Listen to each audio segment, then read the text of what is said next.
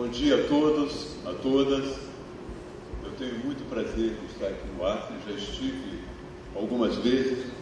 A última, a mais recente, para dizer a verdade, que é a última só daqui a muitos anos, mas a mais recente visita ao Acre foi a Brasileia. Eu acompanhei esse processo da chegada dos haitianos ao Acre. Na verdade, eu acompanho o processo dos haitianos há algum tempo, fui 2 vezes ao Haiti e como deputado federal e acompanho bastante a evolução dos acontecimentos por lá.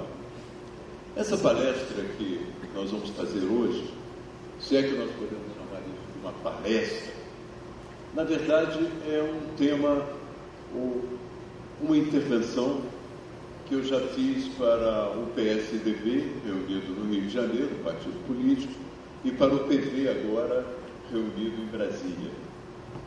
Eu sempre adverti, no início dessa palestra, que é muito audacioso falar desse momento no Brasil. É realmente a mesma situação do livro que escrevi no passado, uma navegação na neblina, uma vez que nós não temos ainda a ideia de tudo o que nos espera à frente. Nós vemos alguns contornos, mas não temos uma ideia clara do que virá pela frente.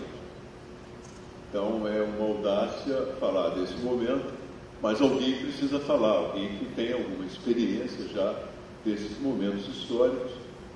No meu caso, a experiência desses momentos históricos não é só a experiência vivida em 68, onde nós fizemos grandes manifestações no Rio, em São Paulo, em todas as grandes cidades do Brasil, mas também o acompanhamento que eu faço dos movimentos agora no mundo. Eu acompanhei razoavelmente um movimento na Islândia, depois um movimento na Espanha dos chamados indignados, depois o Occupy Wall Street, o movimento nos Estados Unidos, e também, evidentemente, a Primavera Árabe. Então, no acompanhamento desses movimentos, a gente já ressaltava a presença de um novo fator importantíssimo. É um fator que os americanos chamam de game changer, aquele fator que realmente muda o jogo. E o que muda o jogo nos últimos anos, em termos tecnológicos e científicos, é a revolução digital. Eu digo isso com muita tranquilidade, porque eu sou jornalista. Trabalho como jornalista há alguns anos. E essa revolução foi realmente um processo completamente novo na nossa profissão. Ela virou de cabeça para o ar a nossa profissão. Não só pelas questões técnicas, para que vocês tenham uma ideia, a gente passava uma fotografia, durante 1 hora passava uma fotografia num quarto de hotel para contar uma história. Era aquele sistema de radiotelegrafia. Hoje, nós mandamos uma fotografia imediatamente. No passado, nós, os jornalistas, nós tínhamos os nossos jornais, a nossa agenda, e dizíamos às pessoas, todas as manhãs, o que é mais importante para você apreender do mundo hoje. Nós selecionávamos os fatos, escolhíamos pela sua importância, da manchete até a última nota, nós criávamos uma hierarquia de fatos. Hoje, isso praticamente acabou. As pessoas não esperam mais que os jornalistas digam para elas o que é importante. Hoje, elas têm a sua própria noção de hierarquia dos fatos. Elas têm a possibilidade de compartilhar informações em tempo real. Elas têm a possibilidade de compartilhar imagens também em tempo real. E elas têm a possibilidade de ir para as ruas, realizar uma manifestação, contar a história da manifestação ao vivo, sem a interferência das grandes emissoras de televisão. Então, alguma coisa muito importante mudou. E o aspecto que eu destaco dessa mudança é a capacidade, o poder que cada indivíduo hoje tem com o telefone celular na mão, que é um pequeno computador.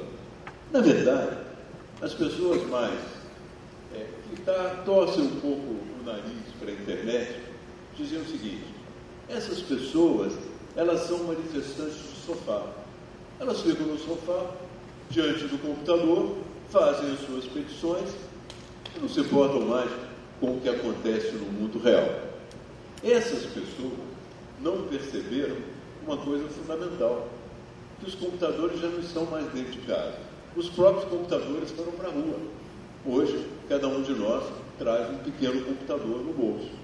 E, futuramente, cada um de nós trará um pequeno computador no próprio corpo.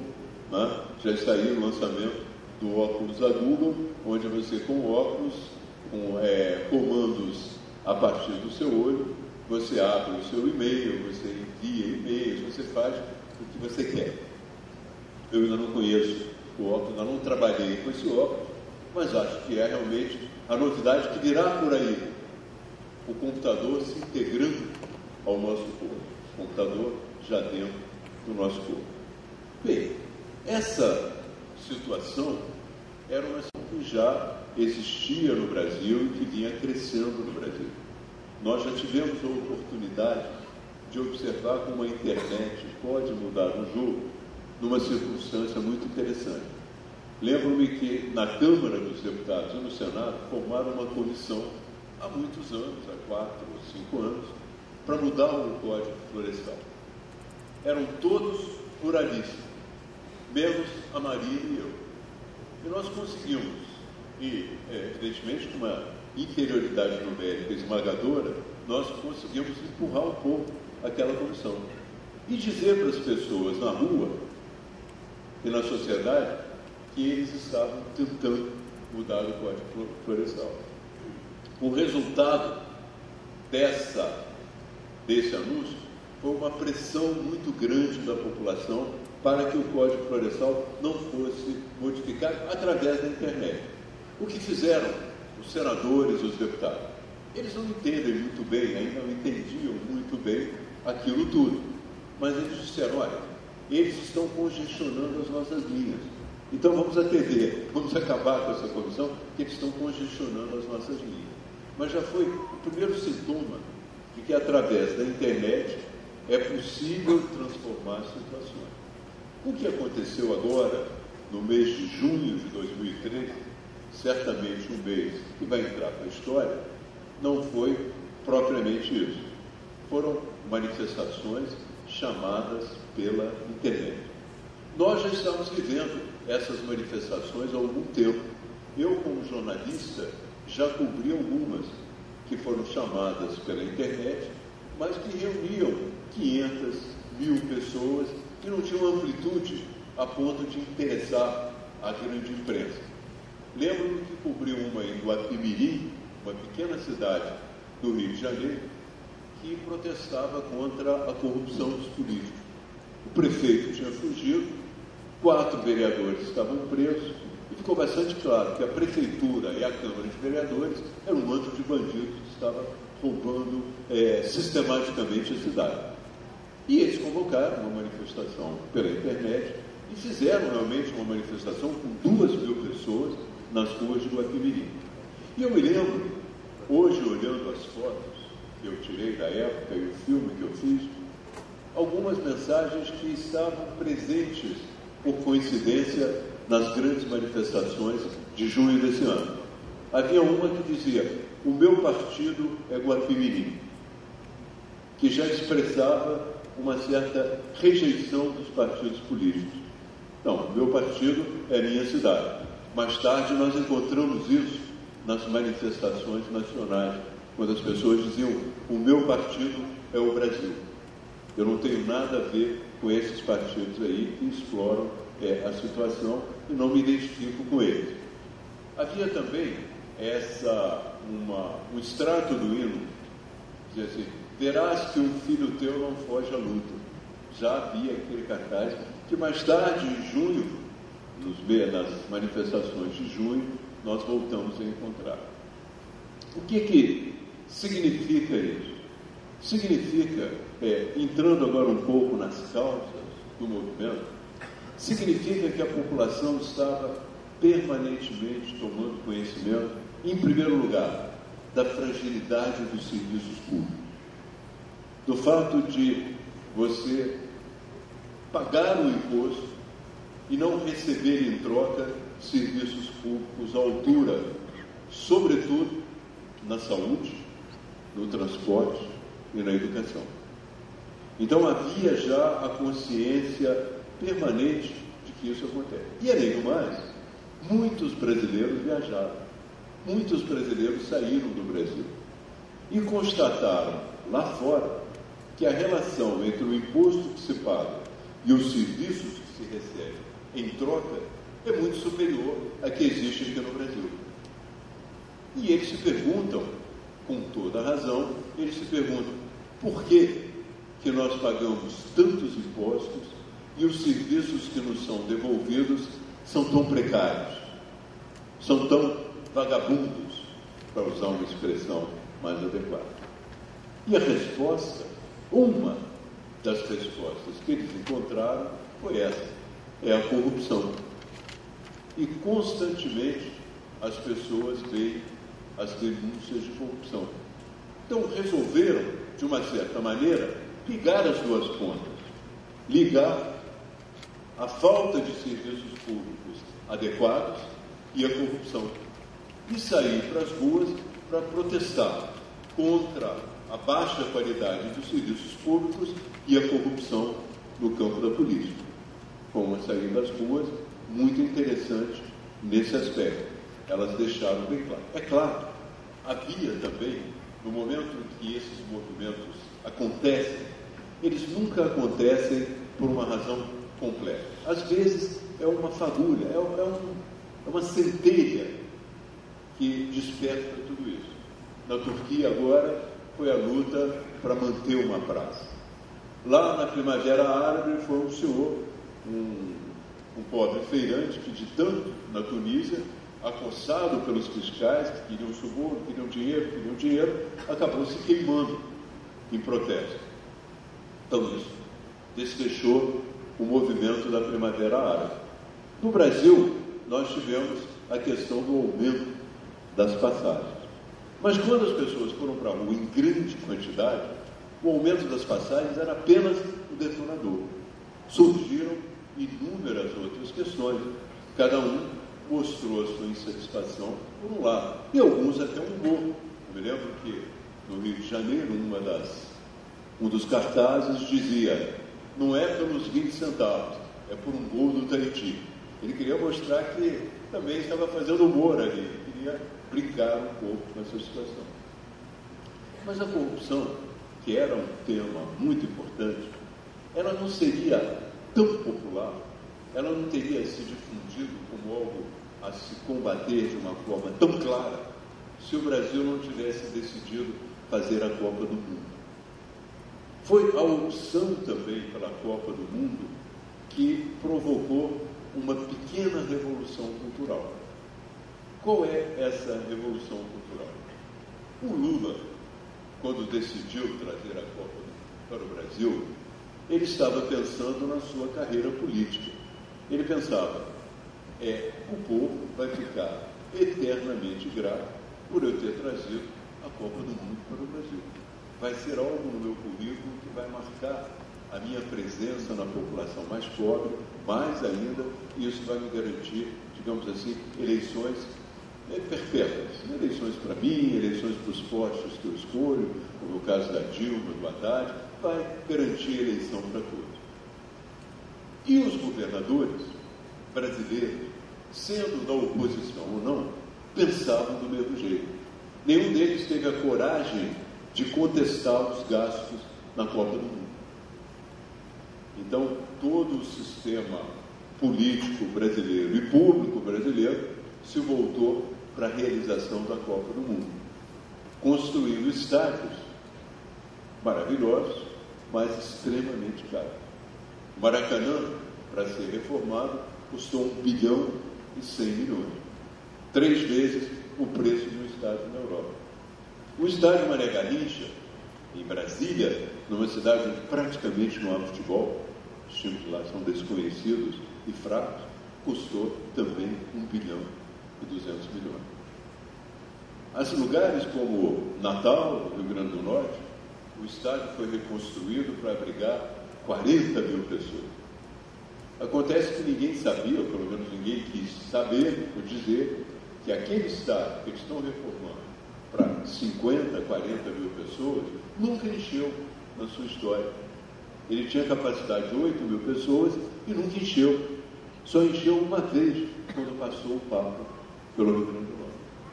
Quer dizer, o futebol do Rio Grande do Norte não justificava um gasto dessa ordem. Assim como o futebol de Brasília não justifica um gasto dessa ordem. E todos os gastos não são justificados. Eu lembro que eu sempre protestei contra esses gastos na Copa do Mundo. E mais ainda, contra o processo de destruição que algumas obras traziam com ela. Me lembro que aconteceu uma coisa muito grave quando resolveram escolher as chaves da Copa do Mundo. As chaves da Copa do Mundo, vocês sabem, a Copa do Mundo se divide em chaves e é preciso, por sorteio, determinar que país participa de que chave. Fizeram isso na Marina da Glória. Foi uma solenidade, mas a solenidade custou 30 milhões, só aquela solenidade. E mais ainda, a empresa encarregada de fazer aquela festa, de organizar aquela festa, que recebeu parte desse dinheiro, ela cobrou ou pagou pelo aluguel de cada cadeira, por um dia, R$240. É o preço que eu compro uma cadeira. Para sempre. Eles pagaram R$240 pelo aluguel de uma cadeira. E a empresa é da TV Globo.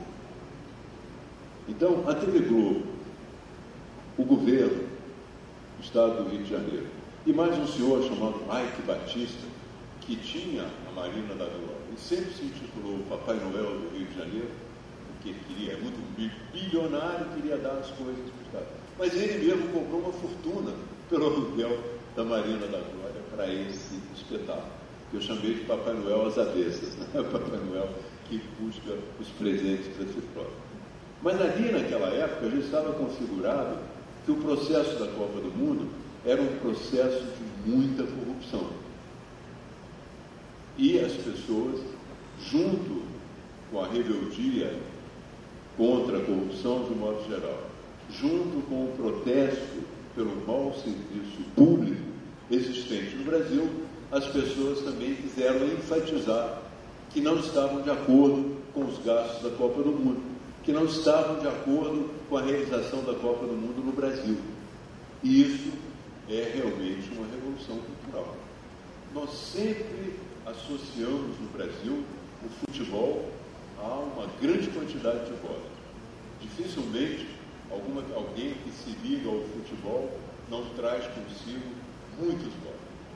Dificilmente a população ficaria agradecida ao governo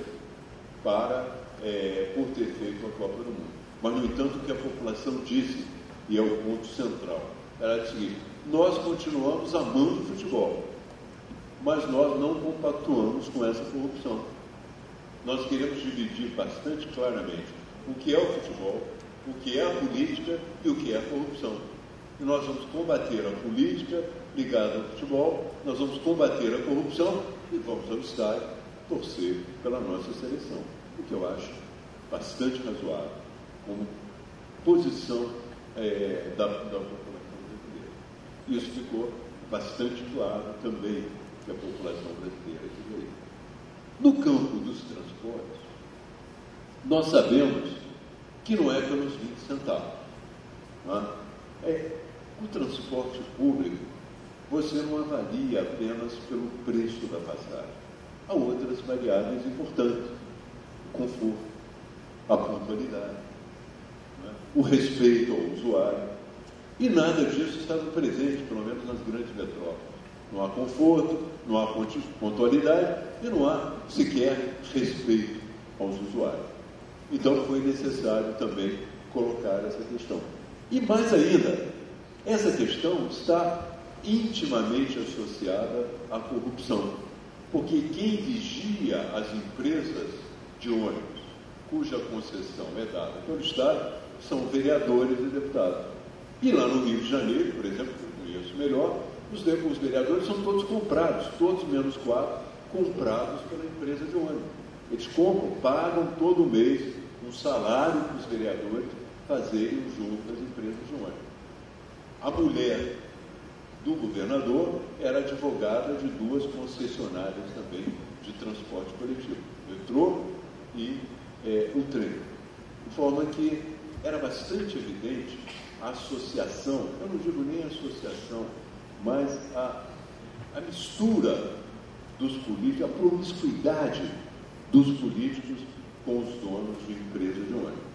E isso também veio para a rua. As pessoas mostraram essa coisa claramente e começaram a apertar. Os deputados, os senadores que viviam lá na maior tranquilidade, distantes do Brasil, tiveram que fazer uma mise-en-scène rápida, fingindo que estão trabalhando de acordo com a pressão popular. É uma tentativa que eles têm de sobreviver, que a busca deles, única, é a sobrevivência. Então, eu falei rapidamente do instrumento, falei rapidamente das causas, agora eu vou falar rapidamente também da perspectiva. Esse processo que aconteceu no Brasil, ele serviu também para mostrar algo que não era muito evidente, nem no Brasil e muito menos fora do Brasil. A suposição no Brasil era de que nós tínhamos um país crescendo enormemente, uma população extremamente feliz, uma presidente super popular, querida por todos, apesar da sua evidente antipatia, era algo que a gente não conseguia concatenar, mas o povo gostava dela. A gente falou, essa mulher é antipática, mas o povo gosta, 70%.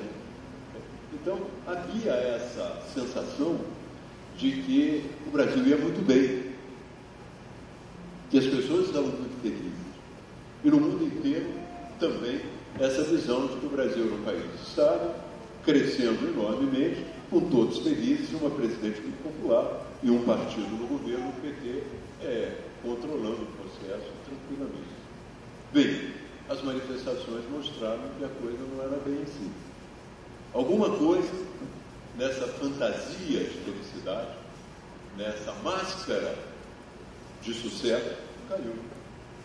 E as pessoas mostraram, não só para dentro do Brasil, mas também para fora do Brasil, que a população não está satisfeita. Que isso tudo foi uma grande invenção do marketing presidencial e do marketing do governo.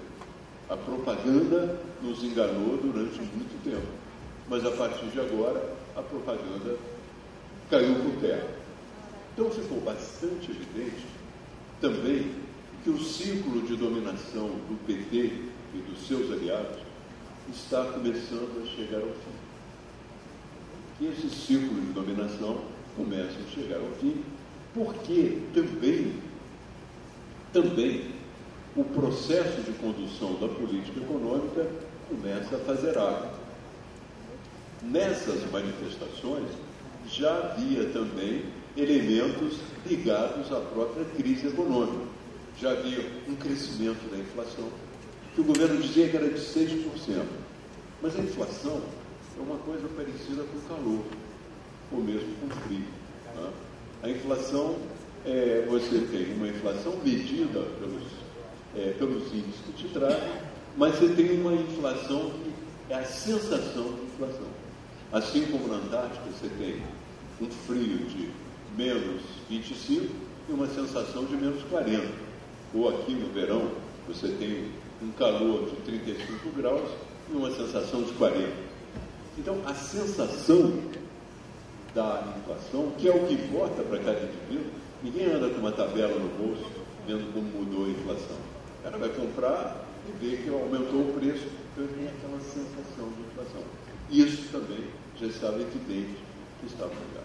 A indústria nacional, que tem um peso muito importante também, ela ficou estagnada nesse período, porque a opção do governo federal, do PT, dos seus aliados, foi pura e simplesmente de fazer com que a economia fosse tocada a partir do aumento do consumo. Vamos aumentar o consumo, vamos consumir mais. Mas todos nós sabemos que chega um momento que você só consumindo sem produzir mais, você vai ter problemas adiante. O nosso problema se deu também no aumento das exportações e na relativa estagnação, ou melhor, no aumento das importações e na relativa estagnação das exportações. Nós estamos comprando mais de fora para atender ao nosso consumo e vendendo menos. E isso acontece também porque a indústria brasileira não se renovou. Não houve essa perspectiva de renovação estratégica da indústria brasileira. Então, nós ficamos numa situação econômica bastante desconfortável daqui para o futuro, porque o mundo está numa crise econômica. E, muito possivelmente, a crise econômica brasileira vai se prolongar. Quando nós olhamos o governo, nós vemos como há, que eu chamo, se me perdoe, de uma grande sacanagem. Nós olhamos as contas do governo, o governo aumenta progressivamente os custos com a máquina, os custos de manutenção do governo, e reduz progressivamente o investimento. Quer dizer, de toda essa massa de dinheiro que nós pagamos no imposto, o governo pega a parte maior e fala assim, isso aqui é para a gente viver. E o resto a gente vai investir. Mas acontece que a máquina consome muito dinheiro, porque o PT botou depois da sua idade, mais de 20 mil novos operários, novos funcionários. E mais do que isso, a máquina consome porque ela é feita para consumir. No Brasil, por exemplo, nós gastamos 800 milhões de reais só com passagem de avião diárias para as pessoas viajarem. Eu digo os funcionários públicos. No momento que nós já temos Skype, que nós já temos a internet, que nós já temos teleconferência, que nós temos imensas possibilidades de reduzir esses custos. Para que vocês tenham ideia do absurdo, eu lembro pela minha vida particular na Câmara dos Deputados. A Câmara dos Deputados tem uma televisão, um enorme equipamento, grandes equipamentos e muita gente trabalhando. Talvez essa parte do auditório toda para lá, trabalhando na redação e na reportagem da televisão da Câmara dos Deputados, para cobrir a Câmara dos Deputados. Bom, você anda 200 metros, o Senado tem uma televisão com o mesmo tamanho, com o mesmo tipo de equipamento, custando uma fortuna para cobrir o Senado. Cara, nós todos sabemos que somos jornalistas, e se você juntasse as duas numa só e cobrisse a Câmara e o Senado, você cobriria tudo que eles fazem, ainda sobrava muito tempo para fazer qualquer coisa que você quiser. Então, não há no Brasil essa preocupação em racionalizar os custos da máquina, porque as pessoas vivem da máquina. Vivem da máquina os funcionários públicos, vivem da máquina os governos, vivem da máquina os partidos que recebem fundo partidário, e muitos não sabem muito bem como gastar dinheiro, inventam coisas para gastar o dinheiro, tem programas de televisão caríssimos, dizendo, olha, estamos aqui, olha, eu estou aqui, tudo bem, sou fulano de tal, gasto o próprio PV, gastou uma fortuna para fazer um programa, dizendo assim, olha, eu estou aqui, eu sou fulano de tal, olha, eu sou fulano de tal, e daí, pô? E daí, pergunto eu, sabendo que esse é dinheiro público? Daí esses partidos? Então, é necessário realmente um processo de renovação. É necessário que todos mudem. Agora, o que vai acontecer com o declínio dessa coligação no poder? O que vai acontecer é que a mudança que nós esperávamos para 2018 foi precipitada agora para 2014. E como é que nós vamos realizar essa mudança em 2014? A oposição ainda é frágil. Muito possivelmente a oposição unida pode chegar ao governo. Mas ela vai chegar ao governo com a repercussão ainda grande da crise econômica. Uma dificuldade muito grande com essa repercussão. Com uma sociedade extremamente mobilizada e consciente dos seus direitos, e demandando coisa. E com o PT e seus aliados fazendo oposição. Quer dizer, o período que nós estamos vislumbrando é um período de muita instabilidade. Nós vamos passar por um período de muita instabilidade e possivelmente, agora eu vou começar a chutar, e vamos chutar juntos, porque é impossível eu determinar qual o caminho que vai ser seguido no Brasil. Na Islândia, onde o movimento foi mais bem sucedido, houve uma mudança de governo, uma nova Constituição, o país mudou praticamente em tudo. Na Islândia, o que aconteceu é o seguinte: havia uma especulação financeira muito grande, o país estava devendo muito, as pessoas achavam que aquelas dívidas não eram razoáveis, e um cantor de rock foi para a porta do parlamento e começou a tocar e a cantar e a reunir gente. Aí a multidão veio, encheu a praça e chegaram a uma situação que o governo caiu, convocaram novas eleições e fizeram uma nova Constituição com a ajuda da internet, as pessoas contribuindo pela internet com os novos tópicos da Constituição. Lá teve esse suspeito. Na Espanha, o movimento dos indignados fez um movimento criticando a política, criticando a situação econômica, criticando os partidos políticos também, mas não apresentou nenhuma alternativa eleitoral. Qual foi o resultado? O resultado da repercussão nas eleições foi um aumento brutal dos votos em branco e nulo. Então, essa situação também é uma situação que pode acontecer no Brasil. Por falta de uma alternativa que as pessoas considerem legítima ou razoável, elas aumentem violentamente o número de votos em branco e nulo e abstenções, que já foi enorme nas últimas eleições. Nas eleições de São Paulo e do Rio já foi enorme, a ponto já de você questionar a legitimidade do próprio processo da eleição.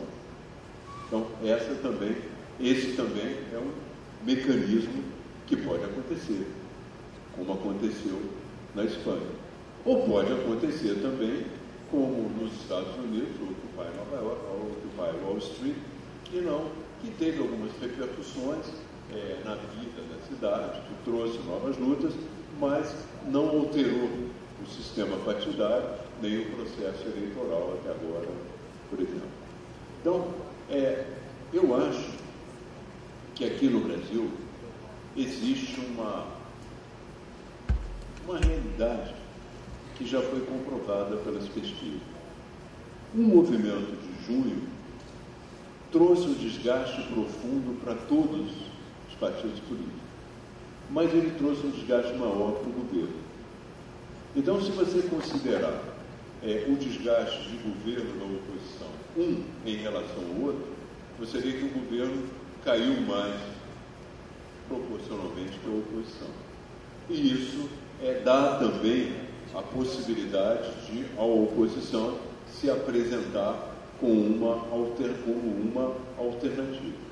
Acontece que, ao se apresentar como uma alternativa, ela precisa não só resolver essa questão da máquina extremamente dispendiosa, que ela promete resolver. Por exemplo, a oposição já apresentou no seu projeto inicial a redução do número de ministros. Nós temos 39 ministros, eu chamo de 40 porque o João Santana é um ministro também, o Marqueteiro é um ministro também, ele tem o status de ministro. Então a Dilma tem 40 ministros. E nós sabemos que uma dúzia de ministérios resolveria essa situação bastante bem. Então, certamente a oposição vai trazer essa redução de ministérios, vai tentar reduzir o custo da máquina. Mas resta uma questão ainda que a oposição não tem resposta completa para ela, e ninguém tem, que é de integrar esses brasileiros todos capazes de contribuir para o país, é a direção do país. Então, eu acho que a oposição precisaria realizar algo que eu chamo de um governo inteligente. E um governo inteligente não se mede pelo QI dos ministros. A gente estava perdido também. Grande parte dos ministros tem um QI, e os que virão também, não tem dúvida.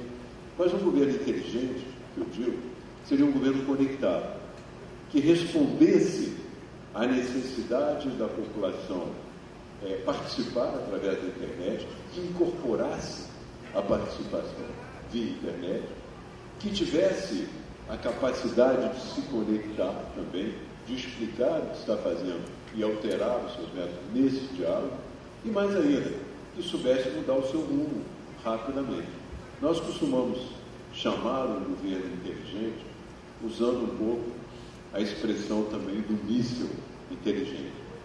No passado, o míssil era algo que você apontava o cano, né? Você apontava o seu cano, você calculava a trajetória, calculava o volume de pólvora, fazia, veriria, atingiu o alvo, mais ou menos, mas atingiu o alvo. Hoje, o alvo está em movimento. Então, o míssil tem que ser um míssil inteligente, a ponto de mudar a trajetória de acordo com o movimento do alvo. Isso só é possível se você tem realmente um governo inteligente, com a rapidez, o volume de informações e a capacidade de trabalhá-las a tempo. E para isso, o que nós vemos é que a sociedade avançou para o mundo digital, a sociedade hoje é digital, mas o governo ainda é analógico, o governo ainda está no passado. Agora, por exemplo, houve uma denúncia de que os americanos estavam espionando vários lugares do mundo, inclusive o Brasil. E a constatação do ministro da Defesa, do ministro das Relações Exteriores, de todo mundo é o seguinte: olha, nós estamos totalmente despreparados em relação a isso. Nós somos de um mundo analógico. Os americanos já estão no mundo digital, eles têm não só a capacidade de tocar o seu governo através desse mecanismo, como tem a capacidade também de nos espionar. Então, todo o governo brasileiro está pensando e vivendo ainda no período analógico, quando a sociedade e o planeta já se deslocaram para o mundo digital. E esse encontro do Brasil com o mundo digital, do governo do Brasil oficial, vai levar algum tempo, vai ser doloroso. Eu me lembro, por exemplo, a relação que os políticos brasileiros têm com a internet. Desde o princípio, normalmente, o que eles fazem? Eu disputei com um sujeito chamado Sérgio Cabral, no Rio de Janeiro, que hoje é governador. E o que ele fez com a internet? Ele comprou o serviço de uma empresa nos Estados Unidos que mandava comentários elogiosos a respeito dele. E nós, evidentemente, acompanhando as coisas, vimos que era isso. Inclusive porque era em inglês, traduzido muito mal. Jesus Cristo, Sérgio Cabral é o mar. Ninguém usa essa expressão Jesus Cristo aqui, e é comum em inglês. Nós detectamos que era uma empresa americana que atendia ao Sérgio Cabral. E isso tem sido a tônica. O próprio PT jamais entendeu a internet. Ele falou assim: tem internet? Então vamos criar um grupo de guerrilheiros na internet para atacar os nossos adversários e defender as nossas causas. Não é isso. Ou então vamos pagar a um grupo de blogueiros para defender as nossas posições e envenenar a reputação dos adversários. Mas não é isso. As próprias pessoas na rede percebem: isso é matéria paga, isso é uma coisa paga, isso é um cara a serviço do governo ou a serviço de algum documento. Elas perdem a característica fundamental, que é a independência. Nós vimos, por exemplo, que nas manifestações, todas as pessoas que foram consultadas diziam: olha, nós não temos líderes, aqui não há líderes. E é muito difícil, eu sei que aqui não há líderes, nem queremos o governo. E a imprensa ficou estupefatada. Como não há líder? Não é possível algo que não tenha líder. Assim como não é possível algo que não seja produtivo. Claro, nós temos esse objetivo. Mas era isso. Eles nem tinham líder, nem tinham o objetivo de chegar ao poder. E o mundo hoje não é mais de líderes, é de pessoas que são líderes de si próprios. por exemplo, digo com sinceridade, desde menino eu achava que eu era líder, e durante muito tempo me comportei como líder. Foi um imenso alívio ver as pessoas na rua dizendo que não há mais líder. É um imenso alívio para todos que acham que é líder também. Nós não precisamos mais de líder. Podemos sentar e conversar coletivamente as nossas saídas. E acho que isso foi também um elemento da revolução cultural que aconteceu no Brasil. Não só levou consigo algumas ilusões sobre o futebol, como levou também consigo algumas ilusões sobre as lideranças, a capacidade das pessoas convencerem as outras a fazerem alguma coisa, sobretudo num mundo em que todos estão informados e todos são donos de si próprios. Então, respeitando esse princípio e essa nova situação, essa a minha opinião sobre o que se passa. Vocês fazem dela o que quiserem. Muito obrigado.